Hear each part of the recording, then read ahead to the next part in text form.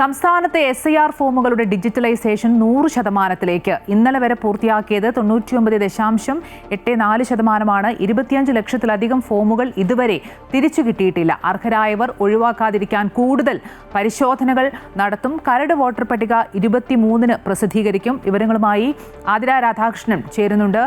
Athira, SIR നടപടി അതിന്റെ അവസാന ഘട്ടത്തിലേക്ക് കടക്കുകയാണ്. അർഹരായവരാരെയും ഒഴിവാക്കാൻ പാടില്ല. പക്ഷേ ഇന്നലെയും രാഷ്ട്രീയ പാർട്ടികൾ പറഞ്ഞിരുന്നത് ഈ എന്യൂമറേഷൻ ഫോം ഇനിയും തിരിച്ചു നൽകാത്ത ഒട്ടേറെ ഫോമുകളുണ്ട്. അതിലൊക്കെ നടപടികൾ എങ്ങനെയായിരിക്കും?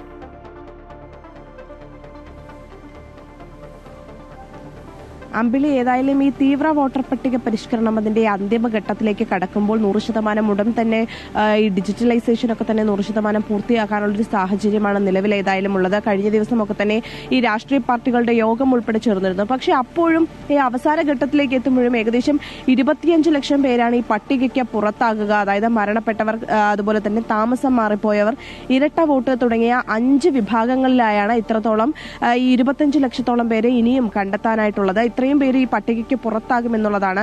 അതുകൊണ്ട് തന്നെ രാഷ്ട്രീയ പാർട്ടികളുടെ ഇന്നലത്തെ യോഗത്തിലടക്കം വലിയ രീതിയിലുള്ള വിമർശനമൊക്കെ തന്നെ രാഷ്ട്രീയ പാർട്ടികൾ, പ്രതിപക്ഷ പാർട്ടികൾ, BJP ഒഴികെയുള്ള പാർട്ടികളൊക്കെ തന്നെ ഉയർത്തിയിരുന്നു. ഏതായാലും ഇതിൽ ഏറ്റവും കൂടുതൽ തിരുവനന്തപുരത്താണ് ഏകദേശം 4.5 ലക്ഷത്തോളം പേർ പട്ടികയ്ക്ക് പുറത്താകുക.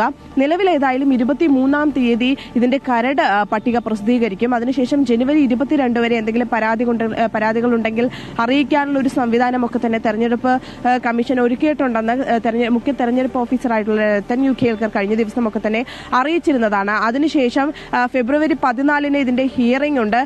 അതിനുശേഷമായിരിക്കും ഇതിന്റെ അന്തിമ പട്ടികയൊക്കെ തന്നെ ഏതായാലും പ്രസിദ്ധീകരിക്കുക. നിലവിൽ ഏതായാലും ഈ 100%ത്തിലേക്കൊക്കെ തന്നെ അടുക്കാനുള്ള ഒരു സാഹചര്യത്തിൽ 25 ലക്ഷത്തോളം പേർ ഈ പട്ടികയ്ക്ക് പുറത്താകുക എന്നുള്ളത് ഏറ്റവും പ്രധാനപ്പെട്ട ഒരു കാര്യമാണ്. നിലവിൽ ഏതായാലും അതിനുള്ള ഒരു അർഹതപ്പെട്ട ആരെയും തന്നെ ഈ പട്ടികയ്ക്ക് പുറത്താക്കില്ല, അല്ലെങ്കിൽ അതിനുള്ള നടപടികളൊക്കെ തന്നെ സ്വീകരിക്കുമെന്നുള്ളതാണ് ഈ തെരഞ്ഞെടുപ്പ് കമ്മീഷനും അതുപോലെ തന്നെ തെരഞ്ഞെടുപ്പ് ഓഫീസറും ഏതായാലും വ്യക്തമാക്കിയിട്ടുള്ളത്. ഇതിനുള്ള സംവിധാനം, അതായത് കരട് വോട്ടർ പട്ടിക പ്രസിദ്ധീകരിച്ചതിന് ശേഷം എന്തെങ്കിലും പരാതികളുണ്ടെങ്കിൽ കൃത്യമായ രീതിയിൽ ഈ തെളിവുകളൊക്കെ തന്നെ ഹാജരാക്കുകയാണെങ്കിൽ ഇതിന് ഈ വോട്ടർ പട്ടികയിൽ നിന്നും ഒഴിവാക്കപ്പെടാതിരിക്കാനുള്ള ഒരു സംവിധാനവും ഉണ്ട് എന്നാണ് നിലവിൽ ഏതായാലും ഈ തെരഞ്ഞെടുപ്പ് ഓഫീസർ അറിയിച്ചിട്ടുള്ളത്. പക്ഷേ അത്തരത്തിൽ ഈ പറയുന്ന രേഖകളൊന്നും തന്നെ ഹാജരാക്കാൻ സാധിച്ചില്ലെങ്കിൽ ഈ വോട്ടർ പട്ടികയിൽ നിന്ന് ഏതായാലും ഒഴിവാകാനുള്ള ഒരു സാധ്യതയും നിലവിൽ ഏതായാലും മുന്നിലുണ്ട്.